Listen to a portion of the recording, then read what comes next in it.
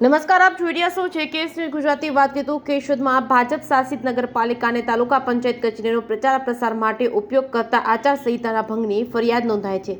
સમગ્ર વાત કરીએ તો પોરબંદર લોકસભા મત વિસ્તારમાં સમાવિષ્ટ કેશોદ ધારાસભા બેઠકમાં ભાજપ શાસિત નગરપાલિકા કચેરી અને તાલુકા પંચાયત કચેરીમાં ચૂંટણી સંદર્ભે પ્રચાર પ્રસાર કરવા માટે સત્તાધારી પક્ષના હોદ્દેદારો અને પદાધિકારીઓ દ્વારા ઉપયોગ કરવામાં આવતો હોવાના ફોટાઓ સોશિયલ મીડિયામાં વાયરલ થતા જ કેશોદના આરટીઆઈ એક્ટિવિસ્ટ અલ્પેશભાઈ ચંદુભાઈ ત્રાબડિયાએ આચારસંહિતા ભંગની લેખિતમાં ફરિયાદ જવાબદાર વિભાગમાં કરી છે. આદર્શ આચારસંહિતાના ચુસ્ત પાલન કરવાની ગુલબાગો કરતું ચૂંટણી પંચ પગલાં ભરશે કે કેમ એ તો હવે આવનારા દિવસોમાં જ ખબર પડશે. ગત ધારાસભાની ચૂંટણી સમયે પણ આચારસંહિતા ભંગની ફરિયાદો થયેલી હોય.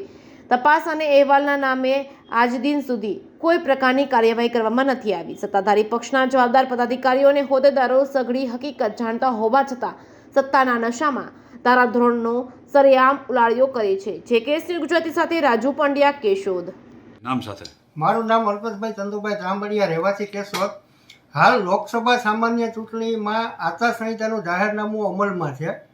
આ જાહેરનામાની અમલવારી કરાવવા માટે સરકારી તંત્ર ઘણું બધું મહેનત કરે છે, પરંતુ મારા ધ્યાને સોશિયલ મીડિયામાં કેશોદ તાલુકા પંચાયત કચેરીમાં તથા નગરપાલિકા કચેરીમાં, તાલુકા પંચાયત કચેરીમાં પ્રમુખની ચેમ્બરમાં ભારતીય જનતા પાર્ટીના આગેવાનો, ધારાસભ્ય શ્રી સહિતના આગેવાનોએ એક મિટિંગનું આયોજન કરેલું હતું. જે ફોટા અમોને સોશિયલ મીડિયામાં મળેલ, જે ફોટા અન્વયે અમે આચારસંહિતાની અમલવારી ચુસ્તપણે થાય અને આમાં દોષિતો સામે કાયદેસરની કાર્યવાહી થાય. અને બીજું ખાસ આ કિસ્સામાં એ કહેવાનું થાય છે કે કચેરીના જવાબદાર અધિકારી, તાલુકા વિકાસ અધિકારીશ્રીની નજર હેઠળ આ મિટિંગ થયેલ છે કે કેમ એ બાબતની પણ તપાસ કરવી જરૂરી છે. કારણ કે તાલુકા વિકાસ અધિકારી પોતે આચારસંહિતા અમલીકરણ અધિકારી છે, એટલે કે એમની જ કચેરીમાં જો આચારસંહિતાનો ભંગ થતો હોય તો બીજે તો એમની પાસે શું અપેક્ષા રાખવી.